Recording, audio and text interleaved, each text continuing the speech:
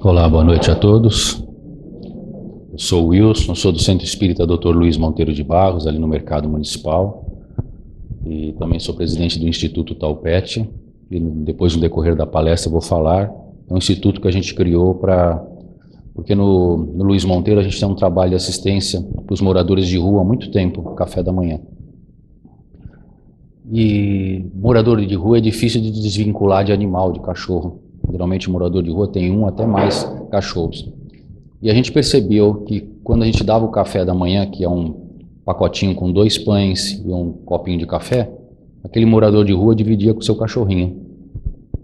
Então a gente começou a entregar ração, além do pãozinho com café. A gente dá os potinhos de ração.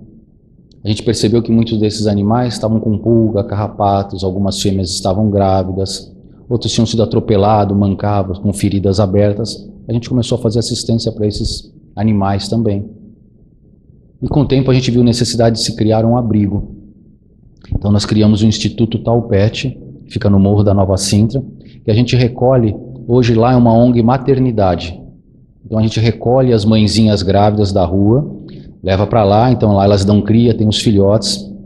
A gente cuida deles até 60 dias, a gente faz uma castração precoce com 60 dias, vacina, vermifuga e arruma um lar para eles. Se o morador de rua quiser, nós devolvemos a cadelinha para ele. Porque muitas delas são felizes, são bem tratadas. Às vezes a gente tem uma ideia equivocada que os animais de rua, de moradores de rua, são maltratados. Muito pelo contrário, muitos tratam muito bem. Alguns usam os animais, por exemplo, para pedir dinheiro em sinal, em porta do supermercado. Aí é outro fato. E hoje a Guarda Municipal ela tem até poder de tirar esses animais. Às vezes alguns animais desses são retirados dos moradores de rua, que estão se utilizando deles para pedir dinheiro, e eles levam lá para nós quando é filhote. Então depois quem quiser conhecer um pouquinho mais o trabalho do Instituto Taupete, entra no Instagram, vocês vão ver, lá tem palestras, eventos, né? A gente tem vários projetos. Então hoje eu quero falar um pouquinho para vocês sobre a presença de animais no plano espiritual. No Luiz Monteiro também, todos os domingos às 9 horas da manhã, a gente tem um projeto que chama o Evangelho dos Animais. O que é o Evangelho dos Animais? Já acontece há 4 anos. Da mesma forma que nós estamos aqui reunidos nessa noite, no domingo as pessoas levam seus animais, levam seus pets. Então tem cachorro, gato, periquito, papagaio, maritaca, tem a tartaruga, que é o Rubinho, tem um coelhinho, que é o Pelé, e todos convivem com bastante harmonia. Por exemplo, esse domingo passado, eu tinha aí por volta de quase 80 animais, e não tem briga. Não tem cachorro atacando o gato. Quando se entra lá é uma paz, é uma tranquilidade muito grande. Então sempre tem uma palestra com a temática de animais, tem o passe, né, para o tutor e para os animais também. Então fica o convite também para quem quiser conhecer e levar os seus animais. E uma das perguntas mais frequentes nesse Evangelho dos Animais são pessoas às vezes que perderam seus animais, né, que os animais desencarnaram. Poxa, meu animalzinho, meu cachorrinho desencarnou, convivia comigo 20 anos, tratava ele a pão de ló, né, carninha moída, raçãozinho, agora ele desencarnou. Será que ele está sendo bem tratado? Existe céu dos animais? Os animais reencarnam? Será que eles lembram de mim? Será que ele pode voltar para minha casa? Então essas e muitas perguntas que fazem para nós lá no Evangelho, nós vamos tentar falar sobre algumas hoje aqui nessa palestra.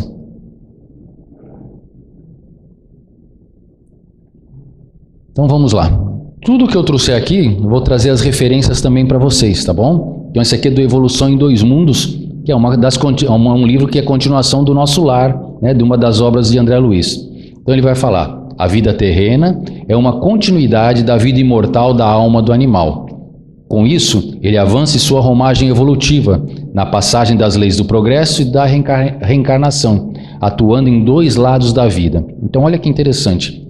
Ele está falando aqui para nós, André Luiz, que a vida terrena, quando o animal encarna, é simplesmente continuidade da vida imortal do animal. Nós também não sabemos que conosco é assim, nós temos sucessivas encarnações.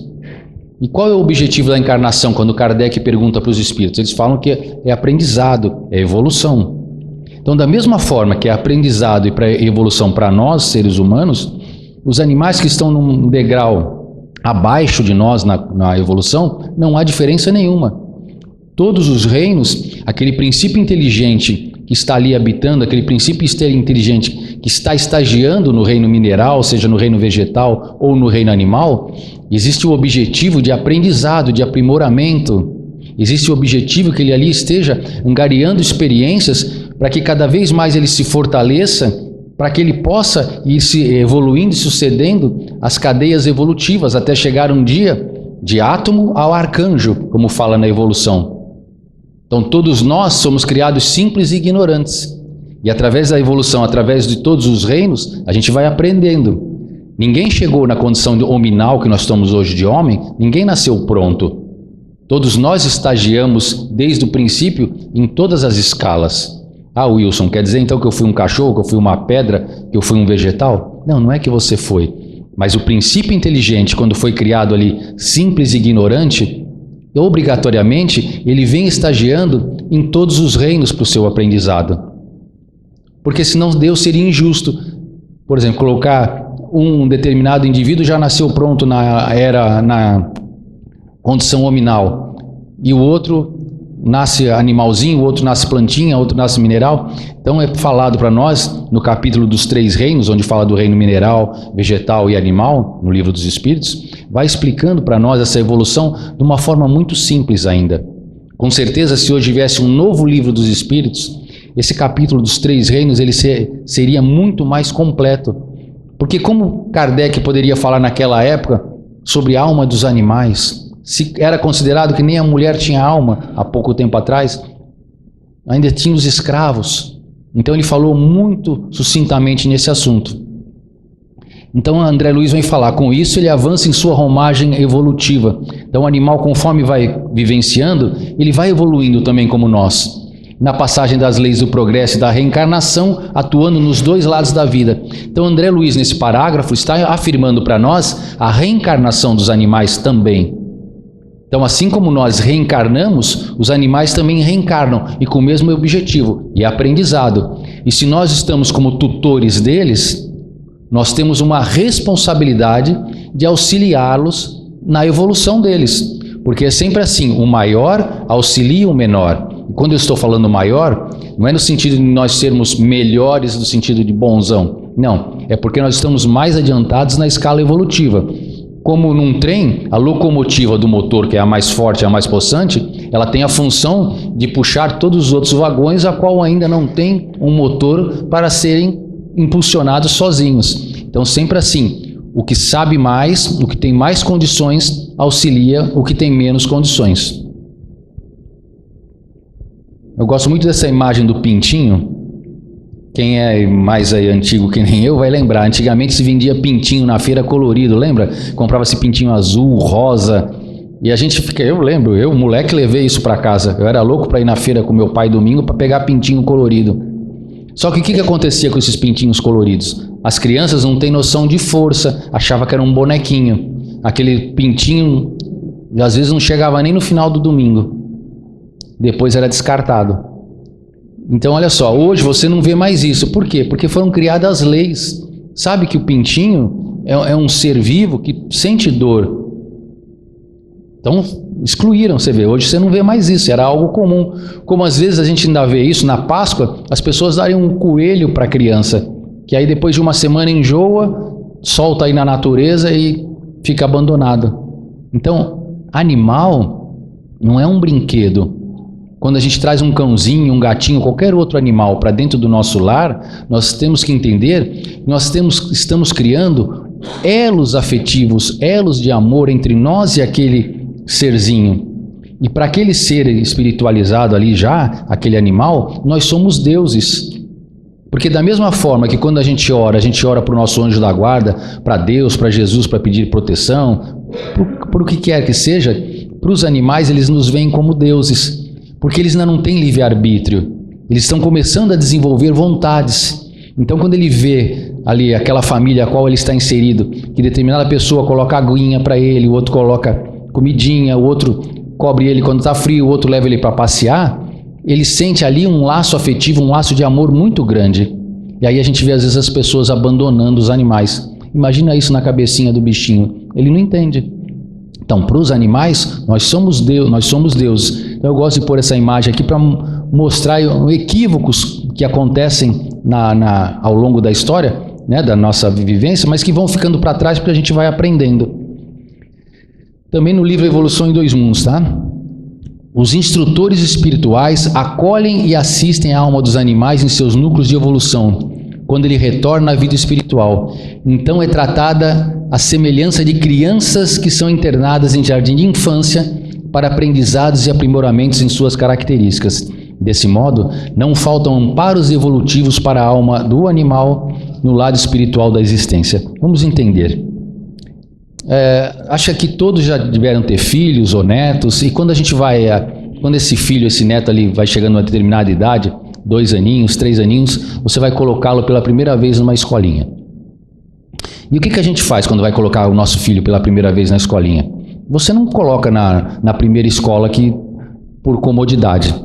Você vai procurar saber se aquela escola é limpa, você vai querer visitar a classe para ver se os móveis não tem nenhuma quina viva que possa bater na cabecinha da criança. Você vai olhar se a tomada tem proteção para ele não colocar o dedinho. Você vai olhar se a professora é atenciosa com as crianças. O teu nenê gosta de dormir, teu filhinho. Então você vai ver se tem um cantinho com umas colchonetes aciadas. Aí você vai pedir para ver a cantina, porque você sabe que ele vai querer comer. Aí você vai ver se a cantina é limpa, se os talheres estão tudo organizados, se a tia da cantina usa proteção no cabelo. Por quê? Porque você está preocupado com o bem-estar do teu filho, do teu neto. Então, olha só, muitas vezes, Kardec, quando estava fazendo os livros da codificação, ele não ficava satisfeito com algumas respostas que os espíritos davam para ele. O que ele fazia? Kardec era muito esperto, né? Ele mudava as palavras e fazia uma pergunta a pergunta de uma outra forma. Então, por exemplo, ele perguntava: o que é Deus? Aí ele respondeu: causa primária, né? Todas as coisas. Aí ele não ficava satisfeito. Aí ele fala assim: tá, mas como é que é Deus? O que os espíritos faziam para ele por muitas vezes? Kardec: em virtude da limitação de vocabulário, intelecto e moral que vocês têm nesse momento, o que pode ser dito é isso. E várias respostas foram faladas isso para Kardec. Então, olha só, André Luiz, nesse parágrafo, entendendo que talvez se ele relatasse de uma forma mais profunda, ficaria difícil do nosso entendimento, então ele fala para nós. Então,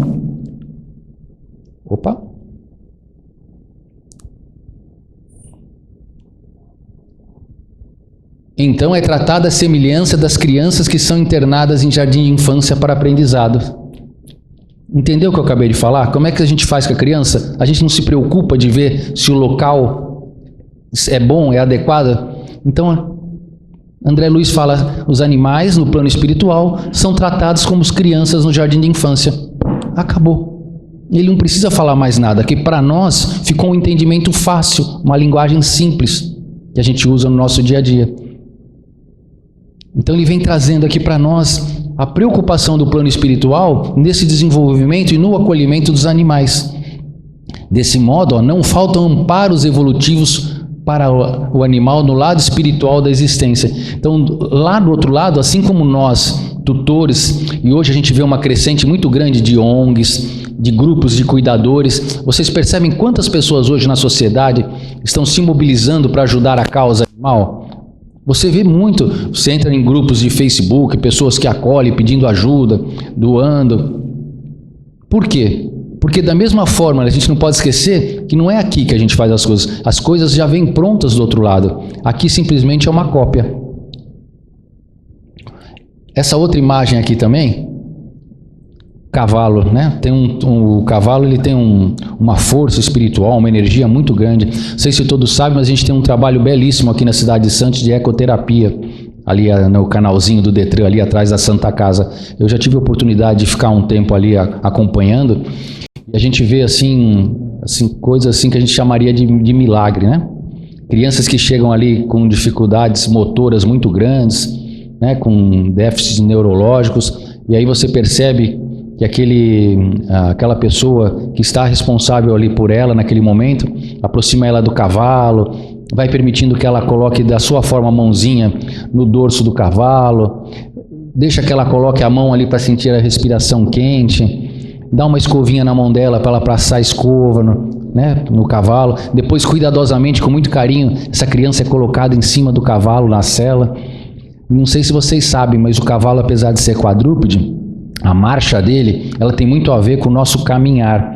Esse movimento de caminhar, que a gente tem o equilíbrio sempre no eixo, apesar de nós sermos bípedes, ele é o mesmo movimento do cavalo quadrúpede. Então esse balançar, esse caminhar do cavalo, ajuda aquela criança com um déficit motor a se equilibrar e a ir aos poucos recuperando a sua coordenação.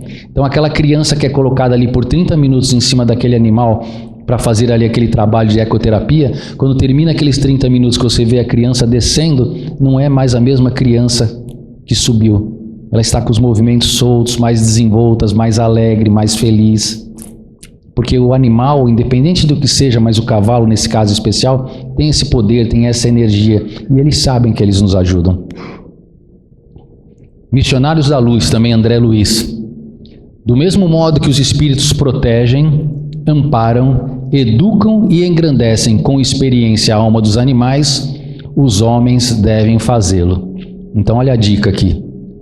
Então ele está falando que os espíritos protegem, os espíritos amparam, os espíritos educam e os espíritos engrandecem com experiência a alma dos animais. Então ele fala, vós homens também devem fazê-lo. Então, volto a falar, se a gente tem um cãozinho dentro de casa, se a gente tem um gatinho, um aquário de peixe, seja o que for, nós temos a obrigação de zelar, cuidar, alimentar, fazer tudo de melhor para eles, como aquilo que eu quero para mim. Senhor, fazei de mim um instrumento da tua paz. O ama teu próximo como a ti mesmo. A gente escuta isso, ama teu próximo como a ti mesmo, e às vezes a gente acha que o próximo é o próximo mais próximo, é meu pai, minha mãe, meus irmãos, meu marido, minha esposa, meus filhos. Quando a gente faz oração, para quem que a gente ora? A gente pede, protege meu filho que está indo para São Paulo, para que não aconteça nada de mal, protege meus pais, quando for atravessar a rua, que já estão com idade. Não, ninguém reza assim, protege lá, olha pelo presidente da Casa Espírita, olha pelo presidente da nação, olha pelos nossos políticos, pela guerra que está tendo lá na Ucrânia. A gente tem que acostumar a desejar e a pedir para os outros aquilo que nós queremos para nós. É isso que Jesus veio e trouxe para nós, sobre todos os mandamentos da lei mosaica. Ele transforma tudo num só, ama teu próximo como a ti mesmo. Mas a gente ainda não compreendeu isso. Demoramos muito para compreender. Aí o que Jesus faz? Chama o seu apóstolo mais querido, João Evangelista, chama ele e fala, preciso de você, preciso que você volte e reencarne. E ele fala, por quê? Porque a minha mensagem foi deturpada. E ele pede para ele reencarnar. E ele fala, eu irei, Jesus. Ele aceita. Mas Jesus fala para ele, mas tu não irás sozinho, contigo irão mais 500. E reencarnam com ele 500 espíritos de alta estirpe para auxiliá-lo na missão de São Francisco de Assis. Senhor, fazei de mim um instrumento da tua paz. Então aqui André Luiz está trazendo para nós aqui a nossa responsabilidade, está trazendo aqui o modelo como a gente tem que agir com os animais. Outra função dos animais muito bela, um cão-guia. Vocês imaginem a oportunidade que esse cão, esse animal tem de evolução em uma vida, quando ele é levado, treinado para ser um cão-guia. Não sei se todos sabem, para um cão se tornar um cão-guia, ele tem 3 anos de treinamento. Quando esse cãozinho faz 8 meses, ele é levado para o local de treinamento. Ele fica 1 ano treinando comandos e percepções mais aguçadas para ele. A partir desse 1 ano, a pessoa com a deficiência visual, a qual ele irá ficar pelo resto da vida, começa a fazer o treinamento junto. E esse treinamento evolui por mais 2 anos. Então, o total são 3 anos. Então, esse cão ele vai aprender a identificar um buraco na rua, vai aprender a hora de atravessar ou não. Ele vai aprender a identificar quando toca a campainha da casa da pessoa. Ele vai ver se tem alguma coisa na casa fora do lugar. Se aquela pessoa sofre um tombo, ele vai aprender a chamar. Então, olha o quanto esse serzinho, vamos chamar esse espírito com letra minúscula, que é a diferenciação que tem nas obras da codificação, espírito com letra minúscula e espírito com letra maiúscula quando entra no reino nominal. Então, o quanto esse animal ele consegue evoluir numa oportunidade dessa. E é um trabalho belíssimo. Não sei se vocês já viram, eu já tive a oportunidade de ver, né, cães assim com pessoas com limitações assim. Vocês veem a inteligência desses animais. Missionários da Luz também, André Luiz. Devem tratar os seres que Deus lhes confiou, auxiliando-os a controlar os instintos e desenvolver os germes da racionalidade. Devem exercitar com entendimento e respeito as faculdades dos animais, engrandecendo-as com os valores do serviço. Muita gente pergunta assim, é correto os animais trabalharem? Né? Existe a lei do trabalho. Jesus falava, eu trabalho até hoje e meu Pai também. O trabalho é para todos nós. O que a gente não pode é aquele trabalho abusivo, né? De, por exemplo, quando a gente via antigamente aquelas carroças superlotadas e o burrinho lá puxando ali, suando pra caramba. O trabalho de circo que a gente via ali, os leões, os elefantes acorrentados uma vida inteira. Estão entrando várias leis no Brasil já proibindo os rodeios.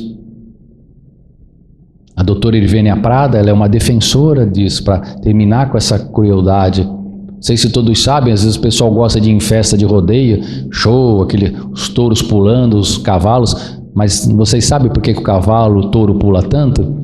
Né? Porque eles amarram ali, fazem ali um negócio bem, machucar bem na região do escroto do animal. Então ele está sofrendo uma dor ali muito grande, por isso que ele salta daquele jeito. E aí eles usam aí, os cowboys usam aquelas esporas, né? Que a gente via nos filmes de cowboy, que é para tentar prender, então faz rasgos no corpo do animal. Então é algo cruel. Aquele novelho, que é outra prova, que o novelho sai correndo, ele tem que laçar, correr, puxar. A maior parte daqueles novelhos ali, eles têm ruptura de ligamento de pescoço, quebra de patinhas ali, porque não são preparados para isso, que é para a diversão do povo. Então, graças a Deus, estão entrando muitas leis, em muitos lugares do Brasil já está proibido. Então, o trabalho é importante. Por exemplo, olha o benefício, a gente tem a Adalgisa no Instituto Taupete, que é a nossa porquinha. A Adalgisa a gente vai no hospital, nos hospitais. Vou contar 2 casos que aconteceu no hospital assim. A gente vai na área de oncologia com as crianças. E quando eu entrei numa área de uma oncologia, um menininho de 5 anos assim, inclusive esse menininho está no nosso Instagram lá. Ele veio correndo, me pegou na mão e falou assim, tio, pode ficar tranquilo que a minha mãe falou que o nosso cabelo vai crescer. Um menino carequinha. Então, quando o menino me viu, ele já veio me consolar. Olha só, que coisa bacana. E uma outra situação, uma menina que está em algumas UTIs, tem as crianças que estão muito debilitadas de leucemia, elas não podem ter contato com ninguém. Então, eles, dentro da própria UTI, tem uma segunda UTI que é uma tipo de uma caixa de vidro, vamos falar assim, um quarto de vidro. Então, você vê, elas não vê, mas ninguém tem acesso. E quando ela soube que a Adalgisa estava lá, a porquinha, ela queria, porque queria ver a porquinha e não podia tocar nela, né? Então eu peguei a Adalgisa, eu pego ela no colo e coloco encostado no vidro para ela, ela está na caminha, levanta da caminha e vem no vidro para brincar com ela, né? E dar risada. E foi da forma que a gente poderia atender. À noite, o pai dessa menina me ligou, agradecendo, que tinha pego o telefone com a enfermeira, porque ele falou assim, a menina estava ali naquela casa de vidro, naquele quarto de vidro já há alguns dias, e foi a primeira vez que ela levantou por causa da porquinha. Então imagine o trabalho que esses animais, por exemplo, de animais de companhia, que fazem pet terapia, esses cães, os cavalos da ecoterapia, a importância desse trabalho para as pessoas. No momento de pandemia, quando a gente teve o Covid, que ninguém saía de casa, muitas pessoas não entraram numa depressão profunda por causa dos seus animais, por causa do seu cãozinho. Teve um grande número de aumento de adoção de cães, só que teve uma coisa ruim. Quando liberou de sair de volta para a rua, para todo mundo voltar para o seu trabalho, houve uma crescente muito grande de abandono. Então, muitos animais foram abandonados. Em muitos vídeos a gente vê hoje na internet, pessoas abrindo a porta do carro, empurrando o animal para fora e saindo em disparada. Isso não se faz com quem ama. Quem ama você não compra. Você não vai numa loja para comprar um cão, uma vida. Você não compra um filho, você não compra uma esposa, você não compra um marido. São seres vivos. Você compra um celular, uma garrafa d'água, um microfone. Então eu falo assim, não compre, adote. Em Santos e todas as regiões existem muitas ONGs, a própria Codevida de Santos, da Prefeitura, que faz um trabalho belíssimo, né, de acolhimento de animais. Tem quase 200 animais dentro da Codevida, idosos, novinhos, porque todo mundo também quer adotar bebê. Quase ninguém quer animal adulto, mas tem os seus benefícios também. É importante também. Então, não comprem, adotem. Isso é o Lorival, papagaio. A missão do superior é amparar e educar os que ainda estão em condição inferior, direcionando-os para os trabalhos enobrecedores, missionários da luz. Então ele está falando de nós, humanos. A missão do superior, amparar e educar estão em condição inferior. Quando ele está falando aqui superior e inferior, não é de superior, de novo eu falo, de bonzão e de... Aqui o superior é de grau e escala evolutiva. E não é assim, a mãe da gente não fala sempre assim, anda sempre com pessoas melhores que vocês, que é para vocês crescerem, para vocês melhorarem, né? Diga-me com quem andas, eu te direi quem és. Você anda em um grupo aí que não possa te oferecer nada para o teu engrandecimento, não vale. Então a gente, como superior dos animais, como tutores, a gente tem o dever de orientá-los, tem o dever de ajudá-los, tem o dever de ampará-los, tem o dever de cuidar deles. Essa é a nossa obrigação. E eu falo sempre tutores, né? Antigamente a gente falava que nós éramos donos dos cachorros, donos do gato. Aí a gente não pode ser dono porque é um ser vivo. Então nós somos tutores. Tutores é aquele que tem a obrigação de orientar. E depois, o livro do Marcel Benedetti, Todos os Animais São Nossos Irmãos. Marcel Benedetti foi um veterinário, ele já desencarnou, e deixou aí quase 15 obras para nós, tudo sobre espiritualidade dos animais, obras psicografadas e inspiradas. E num desses livros ele traz uma terminologia que ele não chama nem de dono nem de tutor, ele chama de companheiros de jornada, que eu acho um termo bem legal. Sabe por quê? Porque o companheiro de jornada é aquele que tanto ensina quanto aprende. Imagina nós dentro da nossa empresa, a gente determina, por exemplo, numa Cozipa, e aí o pessoal lá da caldeiraria, então tem o cara ali que é da logística, que entende da entrega, da recepção do material, tem um cara ali que é técnico, que vai entender mais dos equipamentos, do maquinário, tem o cara da manutenção, que se quebrar qualquer coisa, ele vai saber a manutenção. Então cada um tem a sua especialidade, a sua habilidade. E eles são, como eles convivem ali num grupo de trabalho, no mesmo local, na refinaria, ali na Cozipa, um vai aprendendo com o outro, um vai auxiliando o outro. São companheiros de trabalho. Então quando o Marcel Benedetti, através da inspiração da espiritualidade, nos fala que o termo correto para nós tratarmos os animais são como companheiros de jornada. Isso quer dizer o quê? Eu ensino, mas eu também aprendo. E o que os animais nos ensinam? Os animais nos ensinam a desenvolver virtudes, muitas vezes adormecidas, a qual nós não conseguimos exprimir na sociedade. Eu não consigo mostrar, às vezes, na sociedade que eu tenho amor. Às vezes um homem, principalmente homens, né, mulheres já têm mais facilidade, não consegue abraçar o seu pai, não consegue abraçar um filho, tem dificuldade de demonstrar amor, porque não aprendeu e porque ele tem uma forma de ser assim.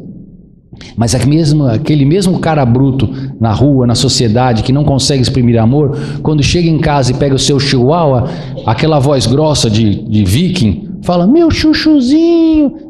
Aí pega aquele chihuahua no colo, ele enche ele de beijo, de lambida. O que está acontecendo com aquele ser humano ali, aquele homem? Ele está desenvolvendo as sementes do amor dentro dele, que estão adormecidas. Talvez ele ainda nessa vida não esteja pronto para externar esse amor para outro ser humano. Mas aquele cãozinho que ele tem dentro do lar está ensinando ele aquela semente da virtude divina, do amor, da caridade, da compaixão, do carinho. Ecloda e comece já a dar frutos, para talvez numa próxima encarnação ele conseguir fazer isso já no seu núcleo familiar, e dali a um tempo externar isso na sociedade, e dali a um tempo externar para todos, que é o ama teu próximo como a ti mesmo. Então olha o papel importante dos animais, fazendo com que nós exercitemos o amor e a compaixão para outrem, e que a gente consiga estimular e crescer esse amor para que a gente distribua realmente para a sociedade, e não só no nosso núcleo familiar, como é o que a gente faz hoje. A gente fala que ama, mas não ama. E os animais têm esse papel. A lei do amor é para todas as criaturas de Deus. A sua prática estabelece uma nova prática na vida terrena. Observando-as, os homens melhoram as suas atitudes e condutas perante os animais, eliminando definitivamente, olha só, perseguições, aprisionamentos, maus tratos, sacrifícios, tirania, trabalho excessivo, no livro A Conduta Espírita de André Luiz. Então olha que interessante, a lei de amor é para todas as criaturas de Deus, todas. Ama teu próximo como a ti mesmo. Quem é o nosso próximo? São todas as criaturas de Deus. A sua prática estabelece uma nova prática da vida terrena. É o mundo regeneração, o planeta de regeneração. Não tanto se fala que o planeta Terra está numa mudança, num planeta de provas e expiações para um mundo de regeneração. E como é que um mundo se transforma de provas e expiações para a regeneração? É de um dia para o outro que uma fada madrinha pega uma varinha de condom e tum, e a Terra hoje dorme provas e expiações e amanhã acorda a regeneração? Não. Como é feita essa transformação?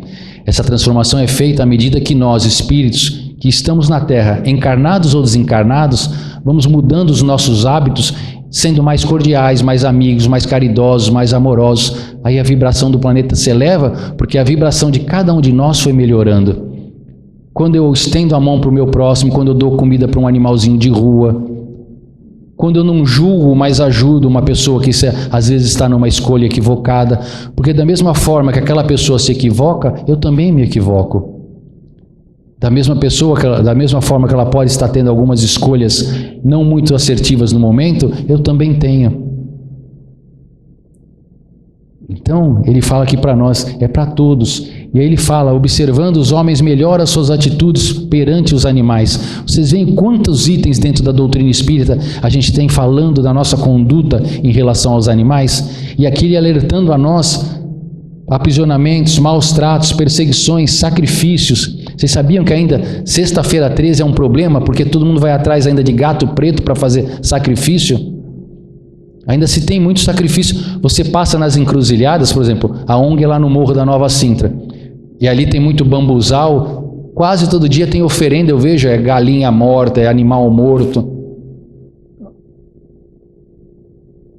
Vocês acham que realmente a espiritualidade quer que a gente sacrifique um animal para atender pedidos da gente, às vezes para arrumar um marido, para casar, ou para ter sucesso financeiro? Isso é necessário? Olha o nosso grau de evolução.